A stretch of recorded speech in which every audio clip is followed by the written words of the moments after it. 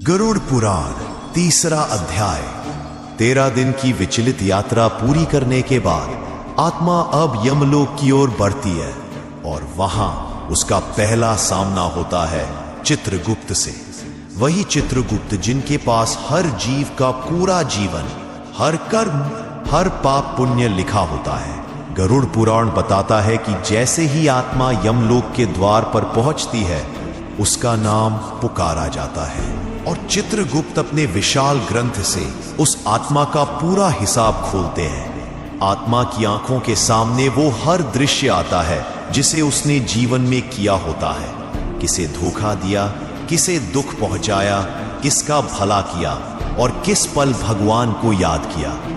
कोई भी बात छुपती नहीं, न मन की न कर्म की। चित्रगुप्त का लेखा जोखा इतना गहरा होता है कि आत्मा खुद अपनी सजा या इनाम समझ जाती है।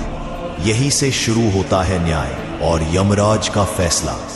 गरुड़ पुराण कहता है, कर्मणा जायते जंतुः कर्मणैव वर्धते नरः, सुखम दुखम भयम क्षेमम कर्मणैवाभिपद्यते।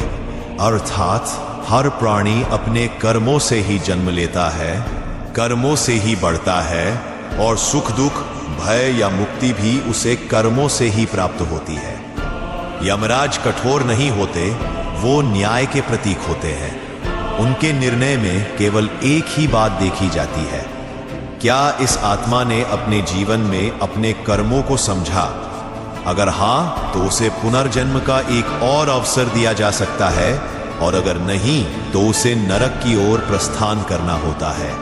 यही वो पल होता है जहां आत्मा को अपने जीवन के हर क्षण की कीमत समझ आती है। और अब अगले अध्याय में जानिए नरक की वो यात्रा जो केवल सुनी थी, पर अब आत्मा उसे स्वयं भोगेगी। जुड़े रहिए गरुड़ पुराण के अगले भाग में और इस गूढ़ ज्ञान को जरूर आगे साझा कीजिए।